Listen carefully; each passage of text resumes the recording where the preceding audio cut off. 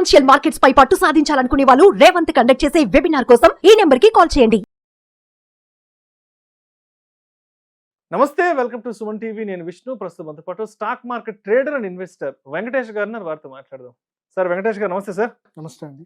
Sir Venkatesh గారు, ఇప్పుడు మీరు మార్కెట్లో ఒక ట్రేడర్గా ఒక ఇన్వెస్టర్గా ఉన్నారు కదా, సో ఇవి కాక మార్కెట్కి సంబంధించి మీ యాక్టివిటీస్ ఏముంటాయి, అసలు మీ పార్టిసిపేషన్ ఎలా ఉంటుంది? సో ఇవి కాకుండా మనం ఐఈపీఎఫ్ కేసెస్ డీల్ చేస్తూ ఉంటామండి. ఐఈపీఎఫ్ అంటే investor education protection fund. So it is nothing but A department under ministry of corporate affairs.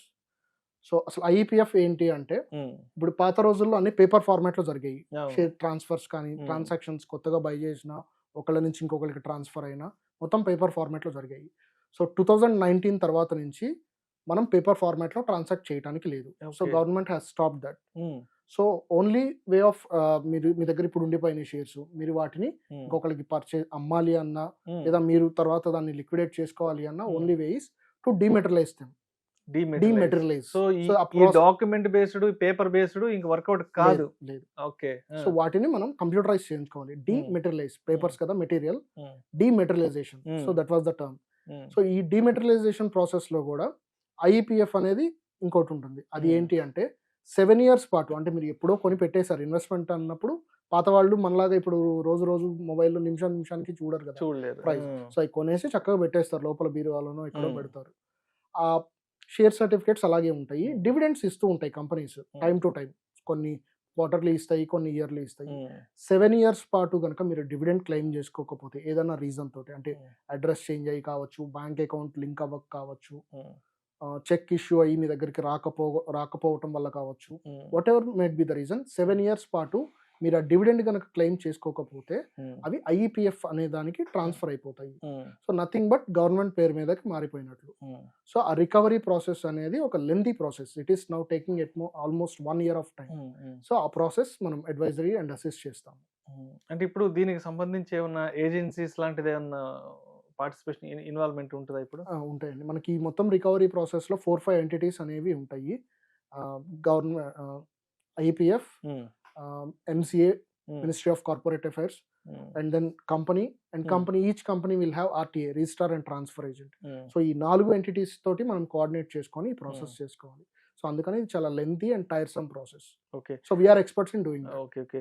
So మరి ఇప్పుడు ఈ ప్రాసెస్ అంతా కంప్లీట్ అవ్వడానికి టైం డ్యూరేషన్ ఎంత పడుతుంది? డేస్ పడుతుందా, వీక్స్ పడుతుందా, లేదంటే మంత్స్ పడుతుందా ఇది మొత్తం ఐఎఫ్ చేయడానికి? దీన్ని అంటే again it depends on the case అండి. సినారియో ఎట్లా ఉంటుంది అంటే, ఒక్కొక్కసారి ఆ పర్సన్ ఉంటారు, paper documents, original share certificates కూడా ఉంటాయి వాళ్ళ దగ్గర. అది మనకి ప్రాక్టికల్గా కొంత తక్కువ టైం పడుతుంది. సో ఇప్పుడు పర్సన్ ఎక్స్పైర్ అయిపోతే వాళ్ళ లీగల్ హెయిర్స్ తోటి క్లెయిమ్ చేపిస్తాము. అది కొంత లెంతీ ప్రాసెస్. అండ్ వాల్యూని బేస్ చేసుకొని కూడా ఉంటుంది.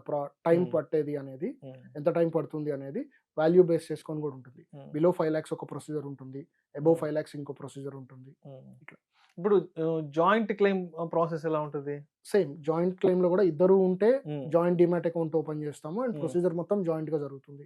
ఇన్ కేస్ అన్ఫార్చునేట్లీ ఆ జాయింట్ హోల్డింగ్ లో ఉండి ఒకళ్ళు ఎక్స్పైర్ అయితే, like I have seen cases, father and son joint holding తీసుకుంటారు, ఫాదర్ ఎక్స్పైర్ అయి ఉంటారు టైం. సో ఇప్పుడు ఆయన సన్ ఒక్కళ్ళే ఉంటారు. అది వాటికి సెపరేట్ ప్రాసెస్ అన్నమాట. ఆ నేమ్ డిలీషన్ అనేది చేపించాలి ముందు ఆ జాయింట్ హోల్డింగ్ లో. అలా నడుస్తూ ఉంటుంది.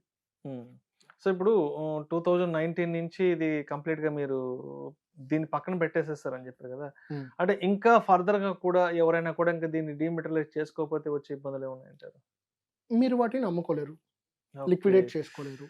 ఓకే. సో అట్లీస్ట్ మీకు కనీసం మీ వారసులకి కూడా ఉపయోగం లేకుండా అయిపోతుంది.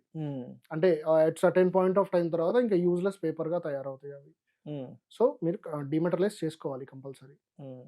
ఫస్ట్ స్టెప్ ఏంటంటే డిమెటీరియలైజేషన్. అవి ఐఈపీఎఫ్కి వెళ్ళిపోయినాయి అంటే ముందు ఐఈపీఎఫ్ రికవరీ చేసుకోవాలి అండ్ దెన్ డిమెటీరియలైజేషన్. సో ఇప్పుడు మరి అంటే మన దగ్గర అటువంటి డాక్యుమెంట్స్ ఏదన్నా ఒక 30 years back, 40 years back, 20 years back documents మనకు అవైలబుల్ అయ్యాయి, మనకు దొరికాయి, మన పేరెంట్స్ లేకపోతే తాతగారు తీసి పెట్టింటారు. సో వన్స్ మనకు అవైలబుల్ అయ్యాక సో మనం చేయాల్సిన ఫస్ట్ థింగ్ ఏంటి, అసలు మనం ఎవరిని అప్రోచ్ అవ్వాలి, ఏంటి అసలు ఈ అప్రోచ్ ప్రాసెస్ ఎలా ఉంటుంది? సో దీనికోసమే మేము ఒకటి అడ్వైజరీ స్టార్ట్ చేస్తున్నామండి. వికే హోల్డింగ్స్ దాని పేరు. మీరు మమ్మల్ని కాంటాక్ట్ అవ్వచ్చు. సో కాంటాక్ట్ అయితే రైట్ ఫ్రమ్ బిగినింగ్ మీ దగ్గర ఉన్న డాక్యుమెంట్స్ స్టడీ చేసి వాటికి టైలర్డ్ సొల్యూషన్స్ అనేవి మేము చూపిస్తాం మీకు. అంటే ప్రాక్టికాలిటీ ప్రొసీజర్స్ వేరు, ప్రాక్టికాలిటీ కొంచెం డిఫరెంట్ ఉంటుంది. సో మీ కేస్ అనేది స్టడీ చేసి ఎక్స్పర్ట్స్ ఉన్నారు ప్రతి దానికి, దాని ప్రకారం మేము డీల్ చేస్తాము. సో వెంకటేష్ గారు, ఇప్పుడు షేర్స్ కి సంబంధించిన సర్టిఫికేట్స్ ఏమీ కూడా మన దగ్గర లేకపోయిన సందర్భంలో ఆ కంపెనీలకి సంబంధించిన లెటర్స్ లాంటివి ఉంటాయి కదా, అంటే సర్టిఫికేట్ లేకున్నా ఏదైనా లెటర్స్ ఉంటే కూడా, అంటే అక్నాలజ్మెంట్ కి సంబంధించిన లెటర్స్ వస్తాయి కదా, సో ఇటువంటివి ఉంటే కూడా ఏదైనా ప్రొసీడ్ అవ్వడానికి అవకాశం ఉంటుందంటారా? ఉంటుందండి, తప్పకుండా ఉంటుంది. షేర్ సర్టిఫికేట్స్ అనేవి, ఫిజికల్ షేర్ సర్టిఫికేట్స్ మన దగ్గర ఉంటే ప్రాక్టికల్ గా కొంత ఈజీ అవుతుంది ప్రాసెస్. లేని పక్షంలో కూడా మనం బేస్డ్ ఆన్ ఫోలియో నెంబర్, ప్రతి ఇన్వెస్ట్మెంట్ కి మనం ఏదైనా ఒక కంపెనీలో ఒక షేర్ కొన్నాము అంటే ఒక్క షేర్ కొన్నా కూడా దానికంటూ ఒక ఫోలియో నెంబర్ అనేది, ఫోలియో నెంబర్ అనేది అసైన్ అవుతుంది. సో ఆ based on that folio number మనం మొత్తం డేటా రికవర్ చేయగలుగుతాము. సో ఫిజికల్ షేర్ సర్టిఫికేట్స్ అవి పాడైపోయినా, చినిగిపోయినా, ఇన్ కేస్ మిస్ అయినా కూడా ఏదో ఒక investment proof, some paper with that folio number ఉంటే చాలు. మనం based on that we can recover all the data and then process. Right. Thank you sir, thank you so much Venkatesh గారు.